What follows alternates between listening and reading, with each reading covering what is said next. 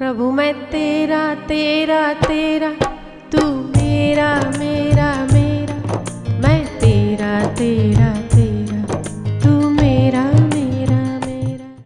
एक आदमी आया मेरे पास, उसने कहा आपने हमारा खर्चा बढ़ा दिया है। मैंने कहा मैंने? अरे हम तो खुद ही खर्चा कम करते हैं, तुम खर्चे बढ़ाने की बात करते हो। बोले जब से एकादशी कही हमारा खर्चा बढ़ गया है।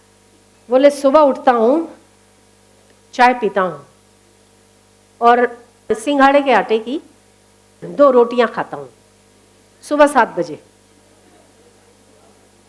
एकादशी हुई,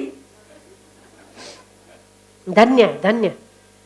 उसके बाद 9 बजते, 2 घंटा अभी हजम भी नहीं हुआ, 9 बजे 7 केले खाता हूँ। 1 बजे पत्नी कढ़ी,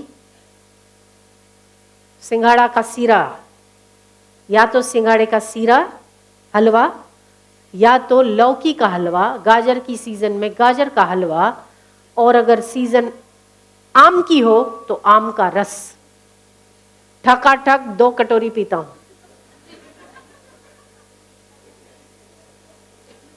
धन्य हो, इतना हजम करने की ताकत कैसे आप में?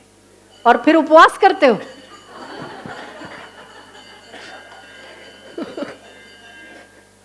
फिर उपवास भी करते हो और कहते हो कि मैंने एकादशी का व्रत रखा। इससे तो ना करता बेहतर था। 4 बजे आलू की चिप्स और चाय पीता हूं, और शाम को 7 बजे, अभी और बाकी था,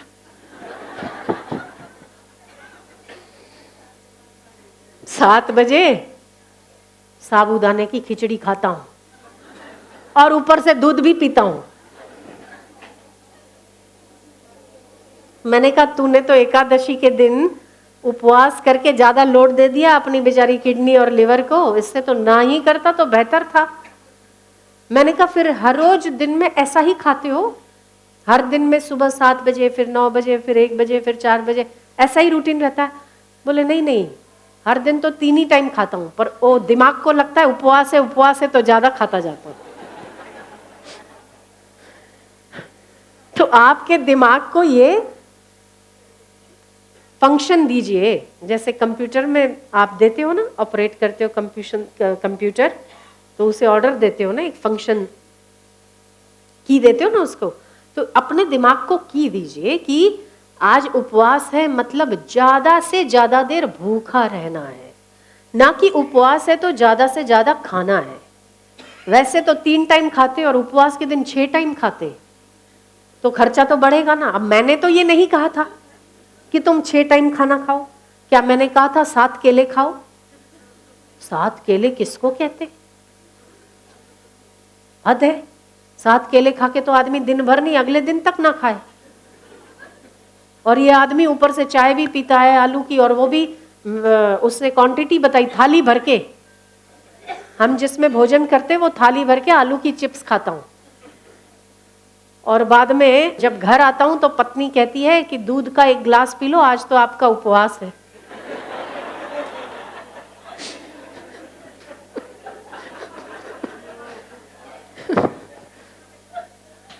हद है ना। उपवास की, बेचारा उपवास भी सोच रहा होगा किसके पाले पड़ गया मैं। तो ऐसे उपवास करने का कोई अर्थ नहीं होता। उपवास का अर्थ होता है आपके आंतरिक सिस्टम को रेस्ट देना, और तब जब वो रेस्ट करते हैं तब अगले दिन और अगले 15 दिनों के लिए वो तैयार होते हैं। फ्लाइट अगर एक जगह से, एक डेस्टिनेशन से उड़कर दूसरे डेस्टिनेशन पर जाती है तो फ्लाइट को भी 1 या 2 घंटे का विराम होता है, उसमें पेट्रोल डालना, उसकी साफ सफाई करना।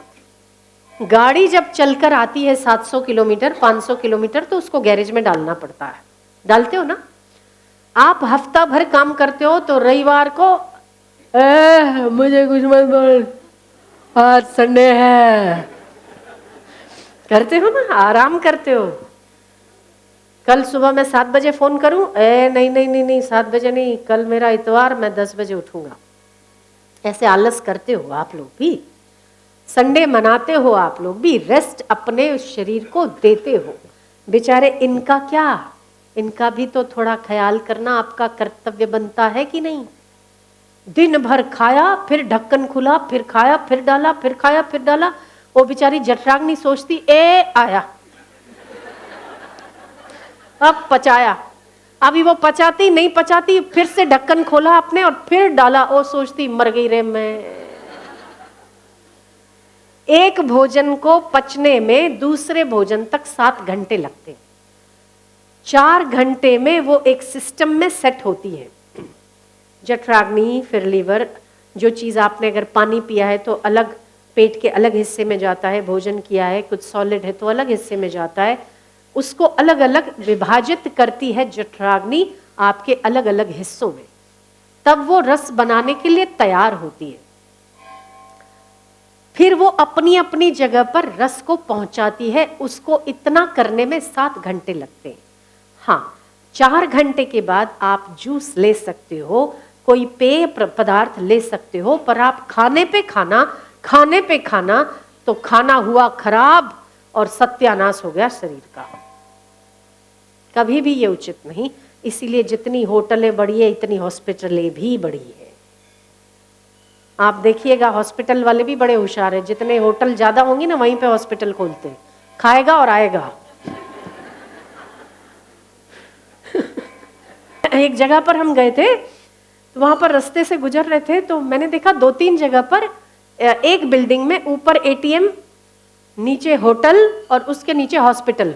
मैंने बोला इसने एकदम अकल वाला काम किया है। वहां से पैसा निकाल, होटल में डाल और हॉस्पिटल में हम बैठे तैयार जेब खाली करने। एकदम 2-3 जगह पर मैंने देखा, एटीएम फिर होटल फिर हॉस्पिटल। वहां से निकाल, पेट में डाल, तो ये सारे पैसे पेट वाले हम निकालेंगे। तो आपका शरीर आपका अपना है। कितनी चीजें आपको हजम हो रही है, कितनी नहीं हो रही है, इससे बेहतर और कौन जान सकता है। आपका मन क्या सोचने से नीचे आता है, क्या करने से ऊपर आता है, वो आपसे बेहतर कौन जान सकता है। इसीलिए सत्कर्म करिए। वहां की करेंसी को जितना एकत्रित करोगे उतना मन प्रसन्न रहेगा, और जितना भी उपवास करेंगे और संयम से चलेंगे उतना शरीर स्वस्थ रहेगा। शरीर स्वस्थ, उसके लिए प्राणायाम जरूरी है। आप लोग देखोगे जैन लोग शाम को 7 बजे के बाद, सूर्यास्त के बाद खाना नहीं खाते। क्यों? क्योंकि सूर्य हमारी सूर्य से जठराग्नि अग्नि क्यों बोलते हैं? सूर्य की भी अग्नि है और हमारी जठरा में भी वही अग्नि है, सूर्य तत्व है। वो जब आसमान में रहते हैं तो हमारी जठराग्नि ज्यादा काम करती है, जब सूर्य अस्त हो जाते हैं तो हमारी जठराग्नि मंद पड़ जाती है। इसीलिए रात्रि को हल्का फुल्का भोजन करने को कहा। और हम तो देखते हैं लोग रात्रि को हल्का फुल्का, हम किसी के घर जाते तो लोग अपने परिवार के लिए भोजन बनाते हैं तो हम पूछते हैं क्या बनाया? हल्का फुल्का है। मैं कहा जैसे कि क्या? थोड़े पकोड़े तल दिए और दाल मखनी और नान बनाया है। ये हल्का फुल्का है? तो भारी किसको कहते हैं? हमारी व्याख्याएं बदल गई।